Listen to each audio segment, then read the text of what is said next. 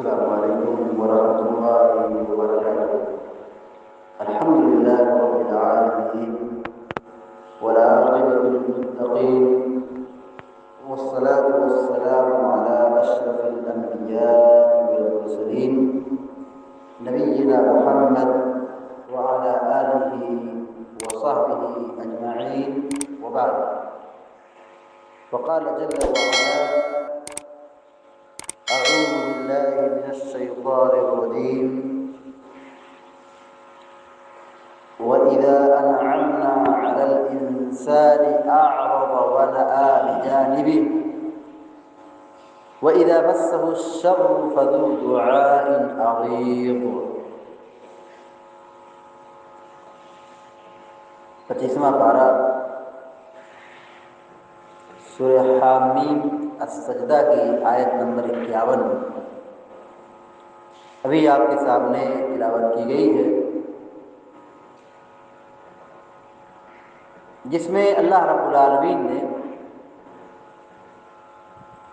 انسانوں کی حالت کا ذکر کیا ہے کہ انسان کی سوچ اور اس کی فطرت کیا ہے۔ اللہ رب العالمین نے اس آیت میں یہ ارشاد فرمایا کہ جب انسان کو اللہ تبارک و تعالیٰ خوب نعمتوں سے نوازتا ہے، مال کی دولت، مال کی نعمت، دولت کی نعمت، اولاد کی نعمت، صحت و تندرستی کی نعمت، طرح طرح کی جب نعمتیں اللہ تبارک و تعالیٰ عطا کرتا ہے تو ایسی صورت میں انسان اللہ کو بھول جاتا ہے، دین سے دور ہو جاتا ہے،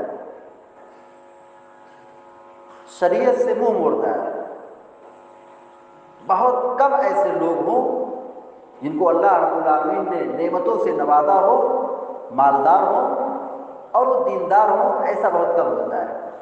وَقَلِيلٌ مِّنْ عِبَادِيَ الشَّكُورُ، قرآن نے کہا شکر گزار بندے بہت تھوڑے ہیں۔ اور جب اللہ رب العالمین مصیبت میں،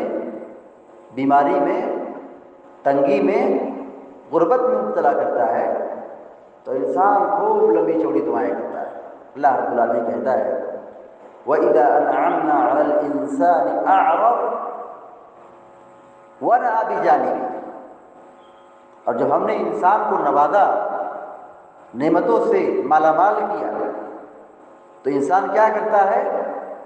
اعرض، منہ موڑتا ہے، شریعت سے روگردانی کرتا ہے، وَنَأَى بِجَانِبِهِ، اور اپنے پہلو کو موڑ لیتا ہے، یعنی بات کو سن کر کے قبول کرنے کے لیے، عمل کرنے کے لیے تیار نہیں، پیٹ پھیر لیتا ہے، روگردانی کرتا ہے۔ اللہ تبارک و تعالیٰ جب نعمتوں سے نوازتا ہے، ہر طرح کی نعمتوں سے مالا مال کرتا ہے تو انسان، یہاں پہ اکثر انسانوں کی حالت بتائی جا رہی ہے، انسان شریعت کی تعلیمات سے منہ موڑتا ہے، اللہ کا شکر ادا نہیں کرتا ہے۔ لیکن وہی انسان جب اللہ رب العالمین نعمتوں کو چھیننا شروع کر دے، وَإِذَا مَسَّهُ الشَّرُّ، اور جب اسے کوئی تکلیف پہنچتی ہے، کوئی بیماری پہنچتی ہے، کوئی شر پہنچتا ہے، نقصان ہوتا ہے، وہی انسان اللہ رب العالمین کہتا ہے فذو دعاء عریض، خوب لمبی لمبی دعائیں کرتا ہے، خوب لمبی لمبی دعائیں کرتا ہے۔ مالداری کے ایام میں، نعمتوں کے ایام میں، خوشحالی کے ایام میں وہ اللہ سے کبھی نہیں مانگا، اللہ کا حق نہیں پہچانا، دین اور شریعت پر عمل نہیں کیا، بلکہ منہ موڑتا تھا، تکبر کرتا تھا، اعراض کرتا تھا، شریعت سے روگردانی کرتا تھا، نافرمانی کرتا تھا۔ لیکن جیسے اس کو کسی بیماری میں اللہ نے مبتلا کر دیا، تکلیف میں ڈال دیا، مصیبت میں ڈال دیا، پریشانی میں ڈال دیا، تو اب اللہ رب العالمین سے خوب لمبی لمبی دعائیں کرتا ہے، خوب لمبی چوڑی دعائیں کرتا ہے۔ یہ انسانوں کی اس حالت کا اللہ رب العالمین نے ذکر فرمایا ہے۔ ہم اور آپ اس آیت کو اپنے اوپر لیں، اس آیت پر غور کریں، کہیں ایسا تو نہیں کہ ہماری یہ حالت تو ایسی نہیں ہے کہ ہم نعمتوں میں، خوشحالی کے ایام میں اللہ کو بھلا بیٹھتے ہیں، اور جب بیمار ہوتے ہیں، کمزور ہوتے ہیں، تکلیف میں مبتلا ہوتے ہیں، تو ہم اللہ کو خوب یاد کرتے ہیں، اللہ سے دعائیں کرتے ہیں، اور خوب لمبی لمبی دعائیں کرتے ہیں۔ دعا کرنا، لمبی لمبی دعا کرنا، اللہ سے مانگنا کوئی عیب کی بات نہیں ہے۔ دعا یہ مومن کا ہتھیار ہے، دعا یہ مومن کا ہتھیار ہے، جو ہمیشہ اس سے ہم کو لیس ہونا چاہیے۔ مگر ہم اور آپ نے دعا جیسی عظیم چیز کو، جیسے پاورفل طاقت کو، ہم نے سب سے آخری چیز میں استعمال کیا ہے۔ ہم نے اپنا آخری اسلحہ سمجھا ہے۔ جب مصیبت آئے گی تو مانگیں گے، مصیبت آئے گی تو اللہ سے دعا کریں گے، بیمار پڑیں گے تو اللہ سے دعا کریں گے، تکلیف آئے گی، مصیبت بڑھے گی، تب اللہ سے لمبی لمبی دعائیں کریں گے، اس سے پہلے ہم دعا نہیں کرتے۔ یہ بہت ہی بری حالت ہے، یہ انسانوں کی یہ بری کنڈیشن ہے، بری حالت ہے کہ آدمی صرف اللہ رب العالمین سے مصیبت میں مانگتا ہے، جبکہ یہ دعا یہ مومن کا ایک بہت بڑا ہتھیار ہے۔ دعا اپنے اندر ایک بڑی طاقت رکھتی ہے، بڑی تاثیر رکھتی ہے، لیکن افسوس ہمارا یہ ہے کہ ہم اس دعا کو سب سے آخری حربہ اور سب سے آخری ہتھیار استعمال کرتے ہیں۔ جب ہم دنیا کے سارے حصوں سے تھک جاتے ہیں، دنیا کے سارے لوگوں سے اکتا جاتے ہیں، تھک جاتے ہیں، تب اللہ رب العالمین کے دروازہ کھٹکھٹاتے ہیں، اللہ سے مانگتے ہیں، جبکہ ہونا یہ چاہیے کہ کیا مصیبت، کیا خوشحالی، کیا نعمت، کیا زحمت، ہر دور میں، ہر وقت میں، ہر زمانے میں، ہر حالت میں ہم کو اپنے رب سے مانگنا چاہیے، اپنے رب کو یاد کرنا چاہیے، رب سے قربت اختیار کرنا چاہیے، رب کی بندگی کرنی چاہیے، اللہ کو بھولنا نہیں چاہیے۔ یہ کیا مطلب ہوا کہ ہم نے خوشحالی میں اللہ کو بھلا دیا اور مصیبت آئی تو اللہ کو ہم نے یاد کیا؟ اللہ جب دے رہا تھا تو اللہ کو بھول گئے،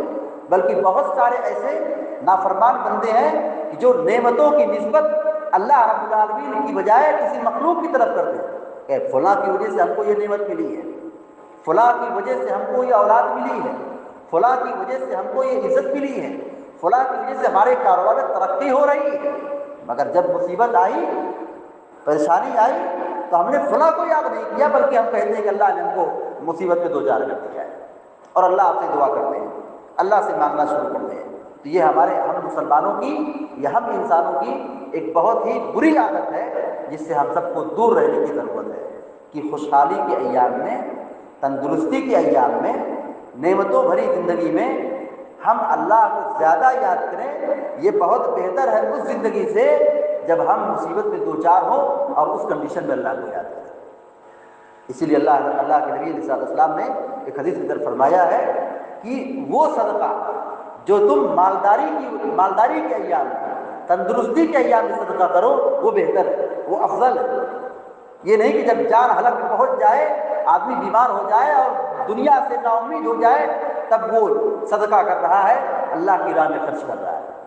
صدقہ بہتر وہ ہے جب آدمی جوانی میں، تندرستی میں اور خوشحالی کے ایام میں صدقہ کرتا ہے۔ یہی تو اللہ رب العالمین کو یاد کرنے کا موقع ہے کہ ہم کو اللہ نے نعمت سے نوازا، ہم بگڑے نہیں، شیطان کے راستے پہ چلے نہیں، رحمان کے طریقے پر چلتے ہوئے ہم نے اپنے رب کو تھامے رکھا، اپنے رب کی بندگی کی، اپنے رب کو فراموش نہیں کیا، اپنے رب کے راستے کو مضبوطی سے پکڑے رکھا۔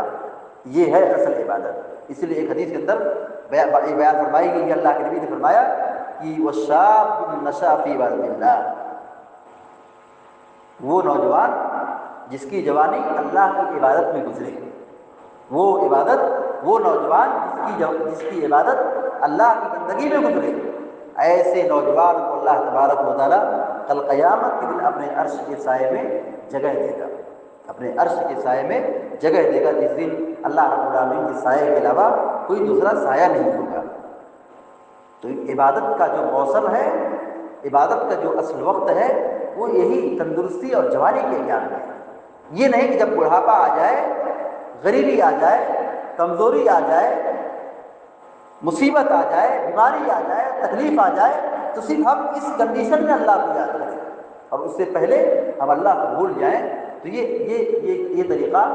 صحیح اور درست نہیں ہے۔ اللہ رب العالمین سے دعا کہ اللہ تعالیٰ ہم سب کو، آپ سب کو، سارے لوگوں کو نیک عمل کی توفیق عطا فرمائے اور ہر قسم کے شر فساد سے ہم سب کی حفاظت فرمائے، آمین یا رب العالمین۔ اقول قولی ھذا واستغفر اللہ لی ولکم ولسائر المسلمین فاستغفروہ انہ هو الغفور الرحیم، وصلی اللہ علی نبینا محمد وعلی آلہ وصحبہ اجمعین۔ السلام علیکم ورحمۃ اللہ وبرکاتہ۔